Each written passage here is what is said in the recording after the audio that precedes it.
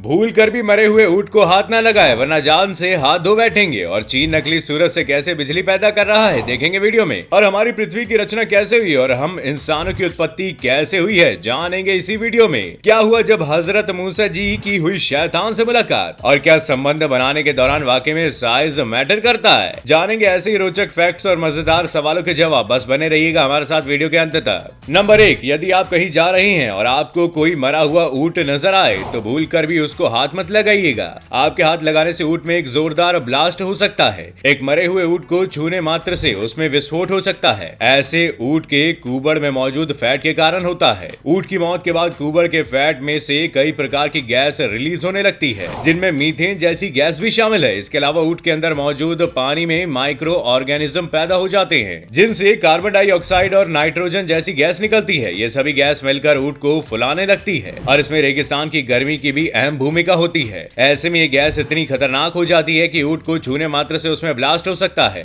Number 2, हमारी पृथ्वी की रचना कैसे हुई, ये सवाल आपके मन में भी जरूर आता होगा और आप ये भी सोचते होंगे कि पृथ्वी पर ऑक्सीजन, पानी जैसी बाकी चीजें कैसे आई। ये जानने के लिए हमें 5 बिलियन साल पीछे जाना होगा, जब हमारी पृथ्वी का निर्माण भी नहीं हुआ था। उस समय पृथ्वी भी एक आग का गोला हुआ करती थी और एक दिन अचानक ये बड़े मेटेरियोइड से टकरा गई। उस समय पृथ्वी का टेम्परेचर 1200 डिग्री सेल्सियस था और इसमें मौजूद गुरुत्वाकर्षण के बल के कारण इसने गोल रूप ले लिया। इसके करोड़ों साल बाद मेटेरियोइड और बर्फ के गोलों की बारिश होने लगी। वो बारिश भी कई मिलियन साल तक पृथ्वी पर हुई, जिससे पृथ्वी पर ढेर सारा पानी इकट्ठा हो गया और धरती का तापमान 70 डिग्री तक कम हो गया। और इस तरफ पर धीरे धीरे पृथ्वी पर वायुमंडल का निर्माण हुआ। साथ ही नदियां, पहाड़ और समुद्र भी धरती पर बनने लगे। इसके बाद समुद्र की गहराइयों में पहले ये माइक्रो ऑर्गेनिज्म की उत्पत्ति हुई और वो धीरे धीरे मछली का रूप उन्होंने ले लिया और फिर वो समुद्र से बाहर निकले और इवॉल्व होते होते इंसान का रूप उन्होंने ले लिया और यहीं से पृथ्वी पर जीवन काल की शुरुआत मानी जाती है। नंबर 3, हजरत मूसा जी को यहूदी धर्म का संस्थापक माना जाता है। वहीं इस्लाम धर्म में हजरत मूसा को अल्लाह का पैगंबर बताया गया है। बताया जाता है कि एक बार हजरत मूसा किसी दावत में शरीक हुए और तभी उनकी मुलाकात इब्लिस यानी शैतान से हुई। हजरत मूसा ने पूछा कि शैतान तो किस तरह के लोगों को अपना शिकार बनाता है। शैतान ने बताया कि जो व्यक्ति दूसरों को छोटा समझते हैं, केवल खुद को ही सब कुछ समझते हैं और एक के बाद एक गुनाह करते रहते हैं, और उन लोगों को भी मैं अपनी रंगीन टोपी के जरिए शिकार बनाता हूँ। हजरत मूसा ने पूछा कि शैतान तेरे शिकार से बचने के लिए क्या करना चाहिए। शैतान ने कहा कि केवल 3 बातों पे अमल करो। पहली, कभी भी पराई औरत के साथ तन्हाई में ना बैठे। दूसरी, अल्लाह से जो भी वादे किए उन्हें पूरा अवश्य करें। और तीसरी कि अल्लाह के नाम पर साफ नियत से लोगों की भलाई करते रहो। इन तीनों बातों पर अमल करने वाला शैतान के शिकार से बच सकता है। नंबर 4, क्रिकेट के मैदान में अक्सर खिलाड़ियों के बीच नोकझोंक होती रहती है, लेकिन पूर्व कप्तान और वर्तमान में भारतीय क्रिकेट टीम के कोच राहुल द्रविड़ को मैदान पर अक्सर शांत ही देखा गया है। लेकिन साल 2006 में कुछ ऐसा हुआ जिस कारण द्रविड़ ने धोनी को खूब डांटा था। उस समय लंबे समय के बाद भारतीय टीम पाकिस्तान के दौरे पर गई थी और ये धोनी का पहला पाकिस्तानी दौरा था। मैच के दौरान धोनी ने खराब शॉट खेला और फील्डर को कैच थमा बैठे। इसके बाद द्रविड़ ने धोनी को डांटा कि ऐसे शॉट खेलते हैं क्या, तुम्हें मैच पूरा खत्म करके आना चाहिए था।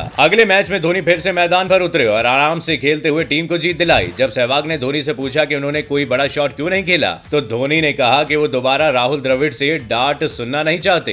नंबर 5, एक और जहां हमारे देश में इंसानों को नौकरी नहीं मिल रही, वहीं कैटबॉक्स नाम की कंपनी ने एक बिल्ली को अपना मैनेजर बनाया हुआ है। ये कंपनी लोगों के लिए कस्टमाइज्ड गिफ्ट्स बनाती है।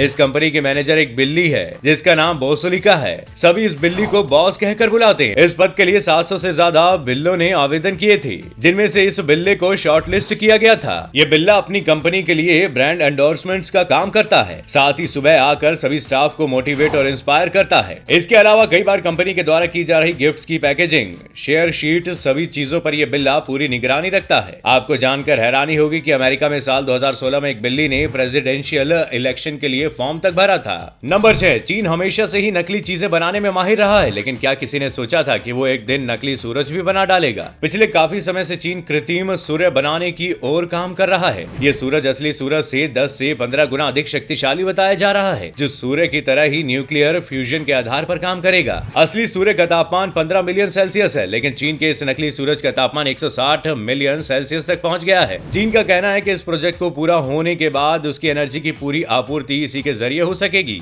साथ ही इसके जरिए वो दुनिया के अन्य देशों में भी बिजली की आपूर्ति करेगा। लेकिन ये नकली सूरज न जाने कौन कौन सी नई तबाही लेकर आएगा, इसके बारे में कुछ भी कहना मुश्किल है। और अगले फैक्ट पर जाने से पहले इस फोटो को ध्यान से देखिए और बताइए कि आपको किस एक्टर का फोटो ये दिखाई दे रहा रहा है। इससे पता लगेगा कि आपका दिमाग और आपकी आंखें कितनी तेज है। दोस्तों मिलते हैं आपको 5 सेकंड्स में।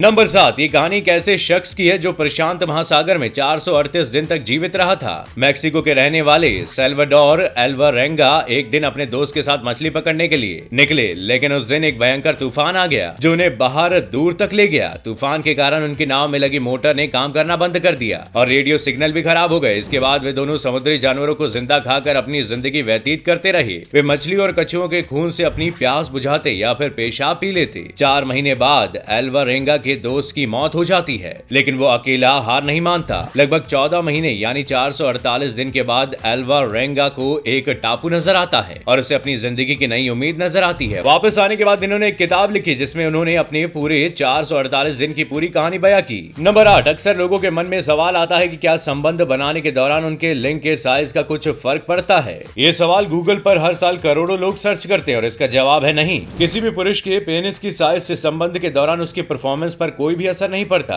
रिसर्च के दौरान ये बात सामने आई है कि 50% से अधिक पुरुष अपने लिंग की साइज से संतुष्ट नहीं होते और कई बार इसी सोच के कारण बेडरूम में उनका परफॉर्मेंस ज्यादा अच्छा नहीं होता। आपको बता दें कि एक महिला को संतुष्ट करने के लिए 2 इंच का लिंग भी काफी है, क्योंकि उससे ज्यादा अंदर जाने पर महिला को कुछ भी महसूस ही नहीं होता। हालांकि बड़े साइज का असर मूड पर जरूर पड़ता है, लेकिन सेक्स के दौरान साइज नहीं बल्कि स्टेमिना मैटर करता है और इसलिए आपको लिंग के साइज की बजाय अपना स्टेमिना बढ़ाने पर ज्यादा ध्यान देना चाहिए। तो दोस्तों आज के लिए बस इतना ही। हम आशा करते हैं आज के सभी फैक्ट आपको पसंद आए होंगे। आपको कौन सा फैक्ट सबसे इंटरेस्टिंग लगा कमेंट करके हमें जरूर बताइएगा। वीडियो पसंद आई हो तो लाइक और शेयर जरूर करें और ऐसे ही मजेदार और यूनिक फैक्ट से जुड़े रहने के लिए चैनल को सब्सक्राइब करें और बेल आइकन जरूर दबाएं ताकि हम आप तक जल्द से जल्द पहुंच सके। शुक्रिया।